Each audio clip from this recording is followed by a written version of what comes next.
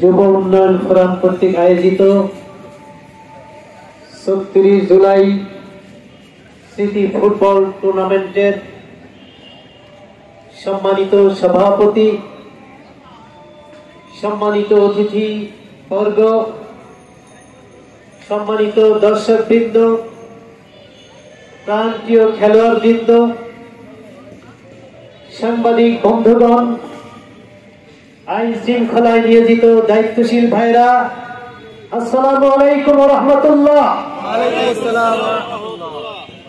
সুস্থ দেহে সুস্থ মন, দিন কায়েমের আন্দোলন, এই স্লোগানকে সামনে রেখে আজকে যে ফুটবল টুর্নামেন্টের আয়োজন করা হয়েছে, এই ফুটবল খেলা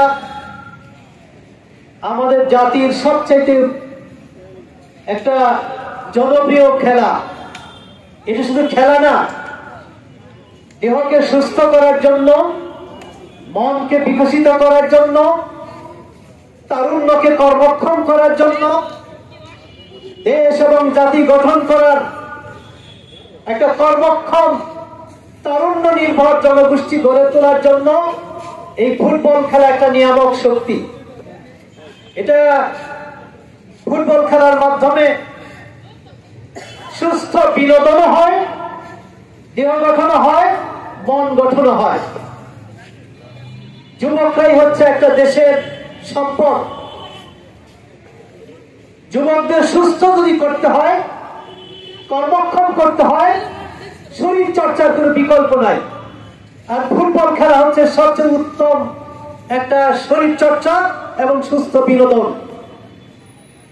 সম্মানিত দর্শক মন্ডলী, আজকে আমাদের যুবশক্তি তাদের বিনোদন হয়েছে ঘরবন্দি, হাতবন্দি। এই হাতবন্দি অবস্থা থেকে, ঘরবন্দি অবস্থা থেকে, নানান অপকর্ম থেকে, অশ্লীল কাজ থেকে যদি সুস্থ বিনোদন এবং সুস্থ দেহ গঠন করার সুযোগ দিতে হয়, অবশ্যই তাদের খেলাধুলার সুযোগ বাড়াতে হবে।